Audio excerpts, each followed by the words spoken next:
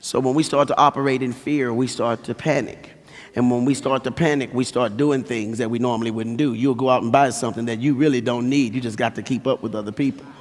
You'll go out and buy an $85 dress to wear to a wedding for some people you can't even stand. And so now you got on an $85 dress, you got on a $250 dress, you got on some $75 heels that you can't wear, and your big toe is there crunched in, but your little toe is on the side, and that meat in between is up on top of the shoe. It doesn't even fit you. You hate it. You're mad, but you got to prove to somebody that you deserve to be in somebody's wedding or somebody's reception or somebody's party that you don't like. What's wrong with you? They're not going to say thank you. They're not going to appreciate you. They're not going to even understand the struggle that you're going through. They don't know that you just had surgery on your knees and your doctor told you not to stand. You didn't want to share that with them because you didn't want to disappoint them. Because for most of us, to disappoint people means that we reject them or they stop talking to us, and none of us can stand rejection. So we put up with more than we'd like to so that people won't walk away from our lives. Yet we stand in front of them dying a slow death every day because we don't love ourselves enough to say, I'm afraid of losing you.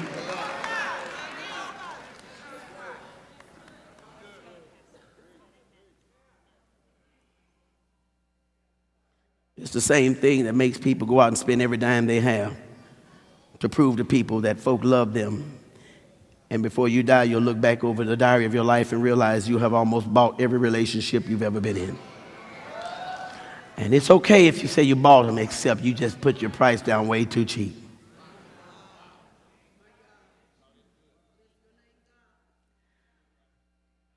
How did we get this? How did we get into this bondage? Somebody in here today is suffering from a Martha kind of fear. You're in a bondage, and this is the first time in your whole life you've ever heard anybody say anything about this. And I don't know you. I don't know where you live. I don't know your name. I don't know who you are. And I'm just hoping your name's not Martha today. I'm hoping something else. And this is not just for women. We're talking Martha today, but it's also you too, Melvin. And I just decided to call him Melvin because both of them began with M. Okay? So, and I hope nobody hears his name Melvin. If so, man, just don't worry about it. So you have Martha and Melvin, and we're both in a bondage, and our bondage is fear.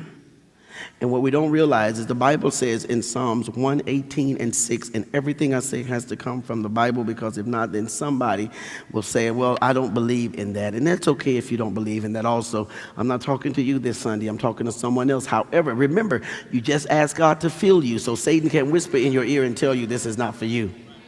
He can't do that. Can I get more manager, please?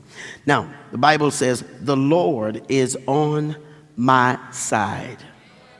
I will not fear what man can do unto me.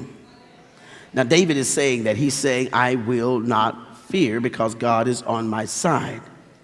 Now, that means that the Bible says in Isaiah, fear thou not, for I am with you. Fear not, for I am with you. I will strengthen you. I will help you. I'll uphold you with the right hand of my righteousness. The Bible says, don't worry. Don't get in fear. I got this covered. I got it covered.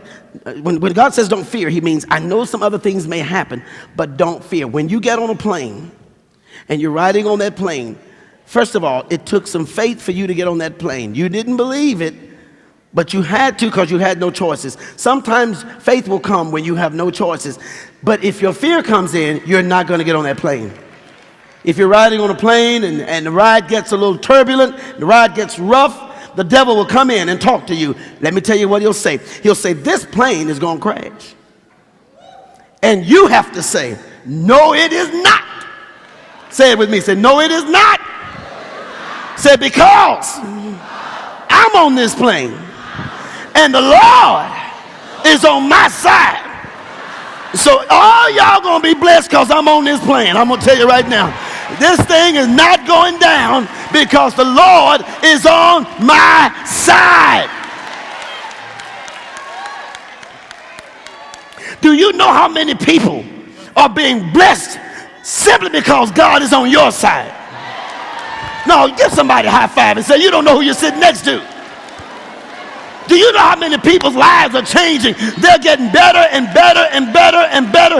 They have more talents. They have more gifts. They have more opportunities. They have more abilities. And the only reason they're being blessed like they are is because the Lord is on your side. Some of them don't even trust God.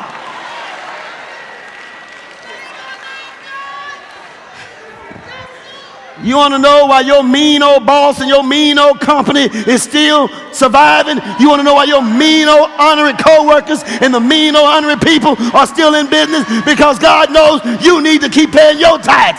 You don't understand. Your little old tithes is keeping that whole building.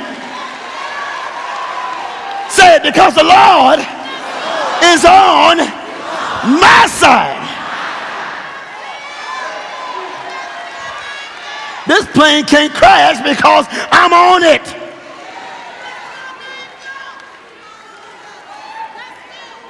As I come to a close, I just thought I'd practice it.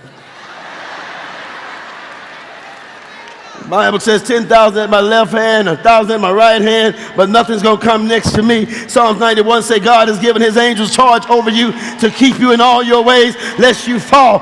God has assigned an angel to you. Satan assigned some demons to you, but God's angels can kick those demons' butt. So as long as you got God on your side, your angels, the demons are sitting there saying, we're trying to get to him, but she keeps on fighting.